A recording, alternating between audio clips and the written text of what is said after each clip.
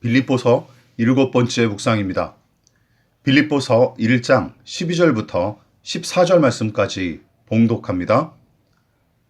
형제들아, 내가 당한 일이 도리어 복음 전파의 진전이 된 줄을 너희가 알기를 원하노라. 이러므로 나의 매임이 그리스도 안에서 모든 시위대 안과 그 밖의 모든 사람에게 나타났으니 형제 중 다수가 나의 매임으로 말미암아 주 안에서 신뢰함으로 겁없이 하나님의 말씀을 더욱 담대히 전하게 되었느니라.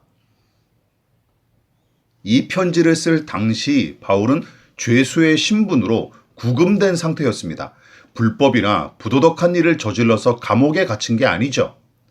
유대인들이 바울과 전도자 일행을 향해 제국의 방침을 거스르고 민심을 흉흉하게 하는 작자들로 고소하는 바람에 이런 일이 벌어졌습니다. 그 사실을 신실한 믿음의 사람들은 익히 알고 있었으므로 바울을 위해 기도하고 도움을 베풀었죠. 그러나 죄수가 되어 감옥에 갇힌 바울의 처지를 누구나 이해하고 마냥 호의적으로 바라본 것은 아니었습니다.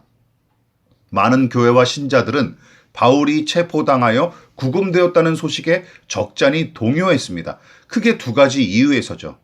어쨌든 바울이 불의를 저질렀거나 잘못을 저질렀기 때문에 죄수가 됐다고 믿는 사람들이 있었어요. 그러니까 체포 과정과 이유에 대해서는 묻지도 따지지도 않은 채 오로지 감옥에 갇혔다는 결과만 놓고 생각하는 사람들이었던 것이죠. 더 큰 문제는 무엇이었습니까? 예수 그리스도의 복음을 범법자가 전하는 사상으로 왜곡하거나 변질할 위험이 충분히 있기 때문입니다. 또 한 가지는 위에서 언급한 것과 비슷한 내용 같지만 이것은 신학적이고도 신앙적인 해석과 밀접한 연관이 있습니다. 그 말이 무슨 뜻이죠?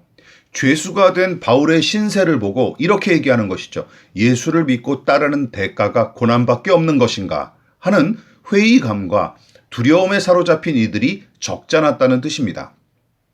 이런 사람들은 바울의 고난을 하나님께서 내리신 징계로 보고 정죄하던가 아니면 신실한 믿음의 결과가 이것뿐이라는 회의론에 빠질 가능성이 컸습니다.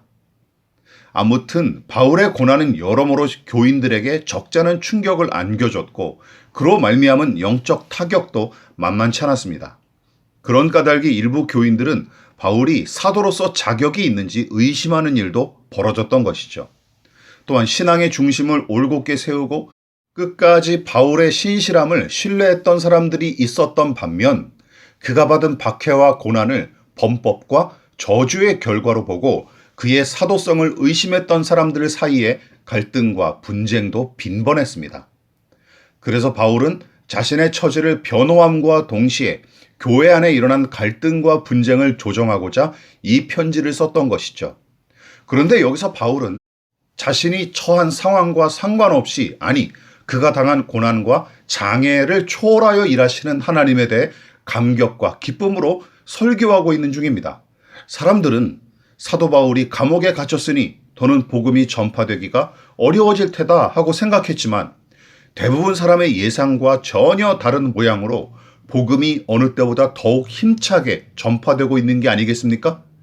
어떤 이들은 바울 사도가 갇힌 채로 고난당하고 있으니 우리라도 힘써 그의 일을 이어가자 하고 복음 전파에 힘썼으며 또 다른 부류의 사람들은 바울이 갇혀서 아무 일도 못할 때 그와 그 일행이 그동안 쌓아놨던 성과를 추월해 봅시다 하고 도리어 열심히 복음을 전파하는 일도 벌어졌다라는 것이죠. 이것이 하나님의 방법이자 신앙의 신비입니다. 그래서 우리가 할 수 없다고 낙심하지 마십시다. 하나님은 우리와 함께 일하시지만 우리의 자원과 조건을 넘어서도 넉넉히 일하시는 분이심을 명심하십시다.